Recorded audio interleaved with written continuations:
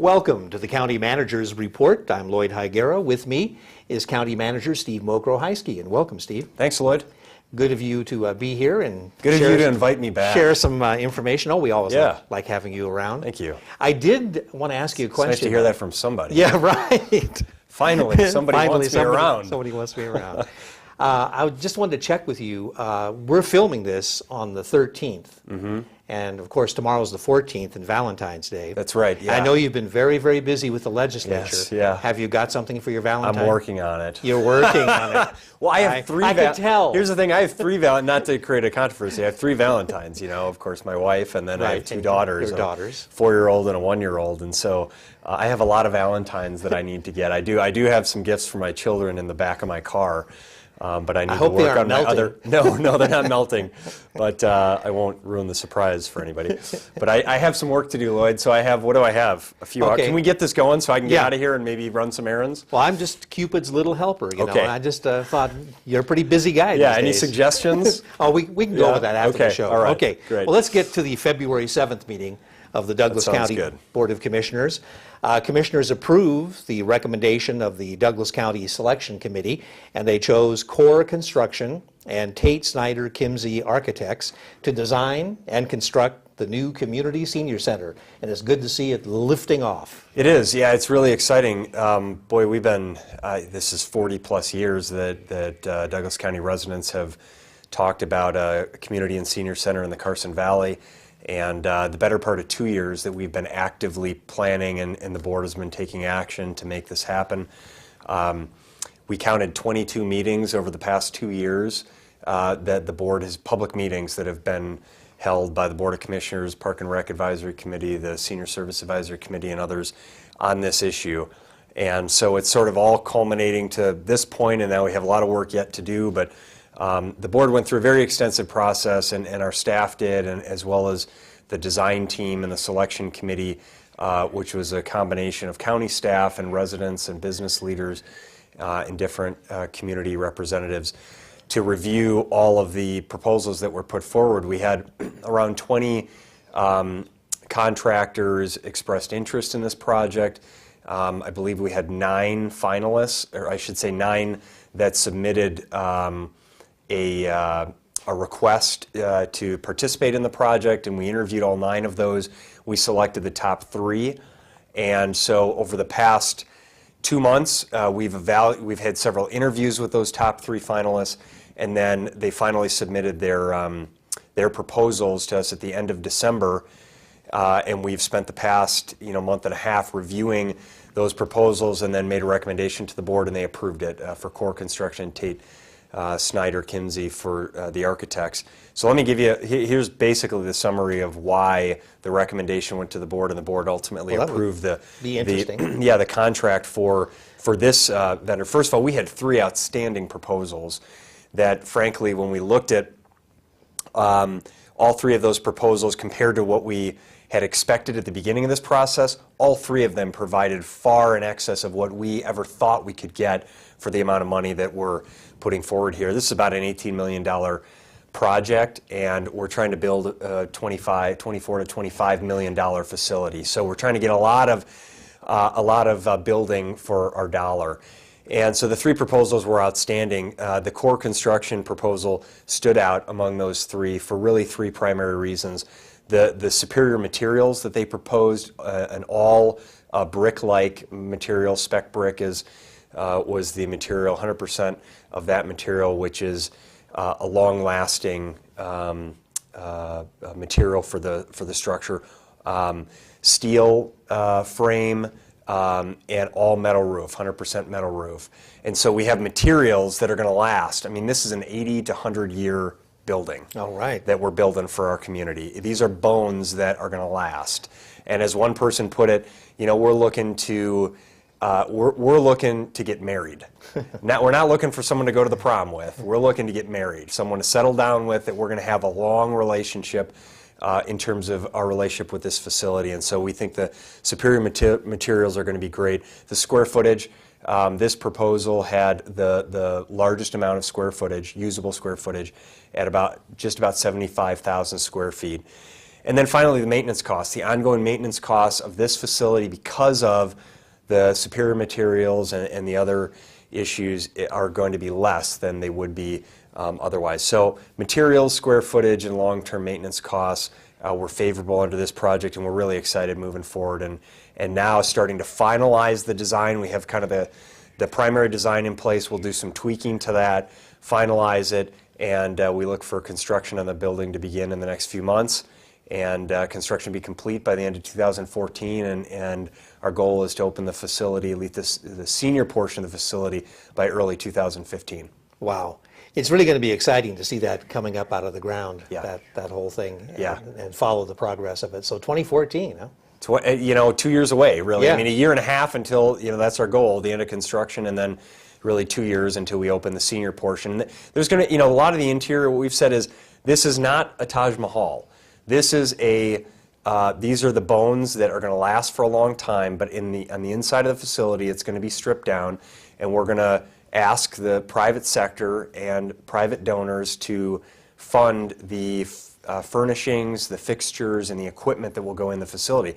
But we got a gym, we got a gym floor, we have a track, and we have all of the dining area, the senior components, and everything else that we looked for are all included here. So it's going to be a great facility for our community for a long time to come. And there's already quite a bit of money pledged, isn't there, for the ongoing? There is. The Young at Heart Senior Citizens Group and the Community Center Foundation, Community Services Foundation, have raised several tens of thousands of dollars, is my understanding. We don't have and that number continues to grow as we gain traction with folks, and we're looking for someone who would be interested in the naming rights for the facility. Sure. A large donor who would like to put their name on the facility and really make this the place for the community to celebrate and come together in the future. Well, it's like Scott Morgan said, you've got the basic structure, and it's going to be a long-lasting structure, well-built, but and you have a great kitchen for the senior center, but you don't have the chairs and tables right now. Right. And that's something that can really be picked up along the way. That's right. We've tried to leave the things, the interior furnishings, fixtures, and equipment that private donors will come in and say, wow, you have a wonderful structure. I'm willing to give X amount of money to furnish this portion of the facility, or to do this, add this amenity. And so we've put the public dollars where the public dollars need to be to build the structure, and then we're going to allow the private dollars to come in and fund the amenities that will go inside. So it's been I think, very well managed to date project and public process, and a lot of work yet to do. You talked about it'll be exciting to see the work come out of the ground. The site, if you go out to the site, you'll see the site work is really complete. The improvements to Waterloo Lane are going to begin here in the next few months, and then the construction will begin thereafter. So a lot of activity out at Herbig Park here in the near future. Great. Well, it's great to see it all happening. Let's go on to another item commissioners were dealing with. That was a contract. It was awarded by commissioners for the Genoa Landscape Enhancement Project, and it was awarded to A&K Earth Movers in the amount of $1,013,000. And what does that all include? Yeah, what does the project include? The scope of so, work. You may have seen the stories, and we put in our recent newsletter, if you had a chance to see that, the new Genoa Vista Trail that was done. There were two projects that the Board of Commissioners, sitting as the redevelopment agency board, approved in 2011. The one was the Genoa Vista Trail, which is a 1.3-mile paved trail from Wally's Hot Springs into the town of Genoa, and it's now virtually complete. There are some additional pavers that have to be connected there, but the paved trail is virtually complete. And a great pedestrian facility to connect those areas, and it's been heavily used in the short time that it's been open now for about 2 weeks. A lot of excitement there. The other project is the Genoa Main Street Improvement and Landscape Enhancement Project, which we're talking about here in the award of the contract to A&K Earth Movers. And that will be for a number of improvements within the downtown Genoa area. Pavers that will go in along a number of the businesses, which allows for pedestrian movements. additional signage in the downtown area, which allows people to know where the historic sites are and how to find certain businesses and get to different things, benches, and other beautification amenities. So it will create sort of, plazas and open spaces and opportunities to move people through the area in downtown Genoa, and we're really excited about that. Genoa's got such great character, it's got such great history, but it's just missing a couple things. And that's what we've identified, the paved trail from Wally's into the town to connect those areas, bring the people who are staying at Wally's into the town so they can spend their money in the businesses, and encourage additional business growth in the downtown Genoa area. And then when they're there, once they get there, that it's a really pleasant and inviting environment for them to experience. They can, go to the country store and get a sandwich and an ice cream cone and sit on a bench and look up at the mountains and enjoy everything else going on there. So that's really what the intent there is. And what I would tell you is there have been 8 businesses since 2011, when these 2 projects were approved. There have been 8 new businesses that have relocated to Genoa. That's great. Largely as a result of the announcement that these investments are going in, and what a great attraction it's going to be. So we're really excited about it. We're excited about Candy Dance and Cowboy Poetry and the events that Genoa hosts, just solidifying and being financially self-sufficient, and making Genoa just a wonderful attraction, not just for Genoa and the success of that area, but for our entire community. Well, the trail is done. How long will it take for the enhancements? The goal is this summer, but at very least in advance of Candy Dance 2013. So you're talking a little over 6 months. But the goal is to have most of the work done, by midsummer of this year. So, in the next few months. So you'll see work going on. You can drive down to Herbig Park and see dirt moving on the community center and a building growing out of the ground, and you can drive over to Genoa and experience the wonderful paved trail and see the pavers and the benches and the boulders and the signage and everything else going in there. So it's really, I will tell you, we're doing all these things, in my opinion, in a responsible way. We're financing them with money that's available. It's funded through the redevelopment agency, and this is money that property tax revenue that exists that would otherwise come to the county as part of the general fund, but was captured for this redevelopment agency so that it can go into certain areas, including Genoa and North County and some other areas, to spur economic growth and business development. That's really the intent. And great things going on as we come out of this really difficult economic challenging time that we've had in the past 4 years. We're starting to see some really good economic indicators, and these projects I think that we're pursuing are going to only enhance that. Okay. Commissioners also discussed improvements at Highway 395 and Airport Road. Of course, there have been a lot of accidents there, even some fatal accidents. And what can be done at that intersection? Yeah, it's the reality is that there may be some things that can be done from the state. Both Airport Road and Highway 395 are State of Nevada Department of Transportation roads, highways. And there may be some things that can be done in conjunction with the county in coordinating those efforts to improve traffic safety. The other side of this is there's an element of personal responsibility, and so we're pursuing everything we can in conjunction with NDOT to ensure that if there are any improvements that can be made to improve the safety of the traveling public at that intersection, that we do that responsibly. But we also need to encourage people, as we've done with our employees, to say, you need to go down Hayborn, don't go south from Airport Road onto 395. Go, as opposed to doing that, take the extra couple minutes, you drive down Hayborn and use the Johnson Lane light to go south. It's a safer route. And I'd encourage people to do the same thing, private residents to do the same thing.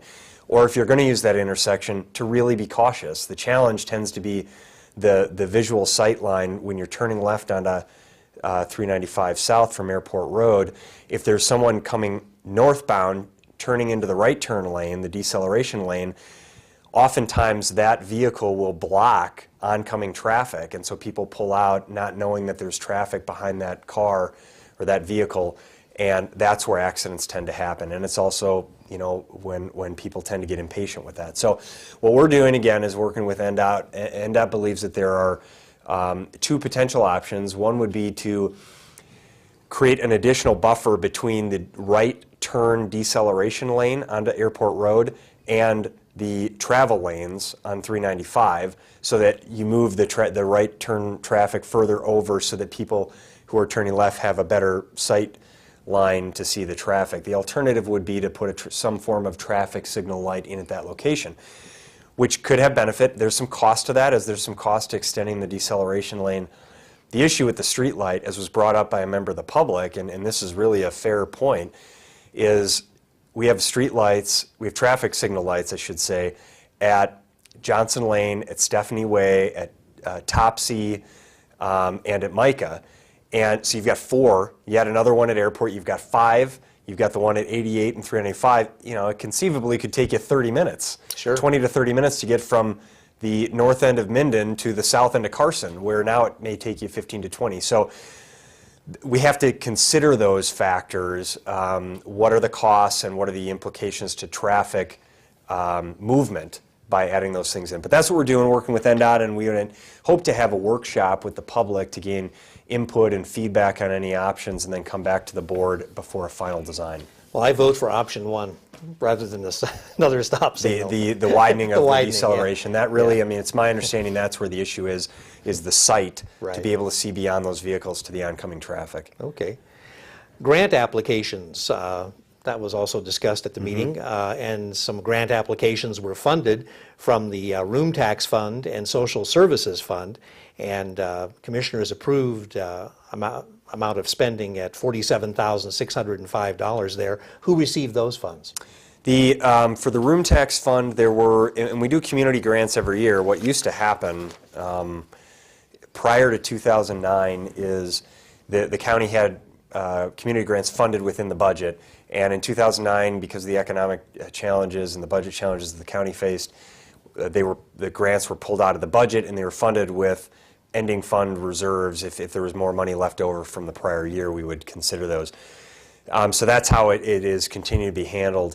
Out of the Room Tax Fund, the Family Support Council was funded at $15,000. The Community Counseling Center was funded at $5,000, and the Partnership of Community Resources was funded at $5,000. That was out of the Social Services Fund. And then the Room Tax Fund, there was funding for $19,500 for the Douglas County Ski Program. Okay. So those were the programs that were funded out of those funds. Well, it kind of leads into the next one, where commissioners had some money left over from last year, Right. as you stated, some $562,867. And so that money also had requests from various organizations too. So what did commissioners decide there? And then, of course, there would be excess funds too. And what do commissioners want to do with the excess funds? So let me first explain how we achieve the excess funds. Typically, we have over the past several years managed our budget in the black, which is better than managing it in the red. Yes. Which is, you either have more revenue than you anticipated, or you spent less than you anticipated, or a combination of both. For Douglas County, we had both. Last fiscal year, fiscal year 11-12, we generated 0.64% more revenue than we had budgeted. That was about $247,000 more than we budgeted in revenue in the general fund. And we spent 0.8% less than we had budgeted, or $315,000 less than we had budgeted on expenses. So the total is $562,000 in additional money that we had above what we had budgeted from last year. That is a total of a 1.44% variance. So when you look at the big picture of this, we have a $40 million general fund, and the variance, the positive variance, was 1.44%. Typically, if you have a variance anywhere under 3%, that's considered very accurate budgeting and diligent financial management. And we had less than half of 3% at 1.44. So that's how it was generated. I think it's a positive sign that we're managing our budget effectively. We're not spending more money than we budgeted, and we're not generating less revenue than we thought. We're almost on target.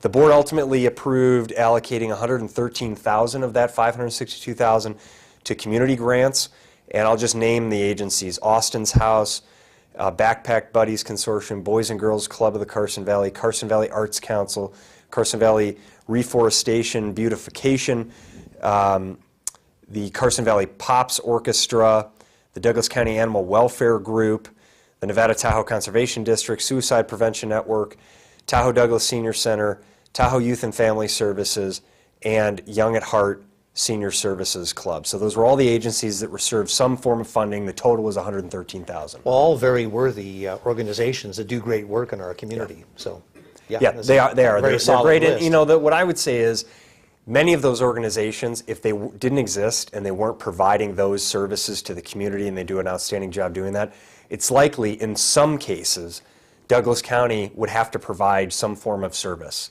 if they didn't exist. I look at agencies like Tahoe Youth and Family Services or the Suicide Prevention Network. These are safety net type organizations that provide services to youth and families at risk. And if they weren't providing those services, it's likely that the safety net requirement would fall on Douglas County. So we support them doing the work they did, and the board recognized that with some moderate community grants. Now, there is a substantial amount left over. What's going to happen with that? There is, and the board tabled discussion on what to do with that, but they indicated that, as we had recommended at the staff level, that we fund the board's strategic priorities. That let's not go out there and just fund things that we think are nice ideas, but that they really are in alignment with the priority-based budgeting that we've now implemented, with the board's strategic priorities and goals, and what the public has said that they value most about what we do. Those include road maintenance, preventative road maintenance. We keep saying roads is probably the biggest unfunded issue that we still have to deal with. So I hope that the board funds preventative road maintenance. The FEMA flood map remapping effort that we're pursuing, we'll talk about that at a later date, but we're asking that the board fund some additional efforts, get those areas remapped, get some of the residents who are put in the flood zone that don't need to be there out of the flood zone, and then the transportation plan update, transportation element of the master plan update that is about 7 years old, I think now, and we want to put some money away to pursue that plan. So those are some areas that we're recommending to the board that they fund. Okay. Commissioners also heard a presentation from the Nevada State Health Division. This is on services provided by that agency to Douglas County in 2012. What types of things do they provide? These are the state of Nevada Environmental Health Division provides health inspections to restaurants and schools and a number of other establishments in the community. They do things like the food establishments, temporary food establishments, residential septic systems, septic tanks, public bathing places, recreational vehicle parks, mass gatherings, drugs and cosmetics, truck wrecks, those types of things. The statistics for last year, Douglas County had 219 restaurants were inspected and 324 other activities, so a total of 543 total inspections that were done for food establishments. I think the total inspections done in Douglas County were 999. The state director said had he have known that, he would have had one more done, so he could have rounded out to 1,000. The one note on this is, while we appreciate the work that the state has done, the legislature and the governor passed on additional costs to the county, around $190,000 annually, to pay for these in additional costs. We feel like we can do it cheaper and better through a partnership on a regional basis. So we're working with Carson City to take over that service. We believe it'll reduce the costs, and ultimately it'll provide better control of service and better quality.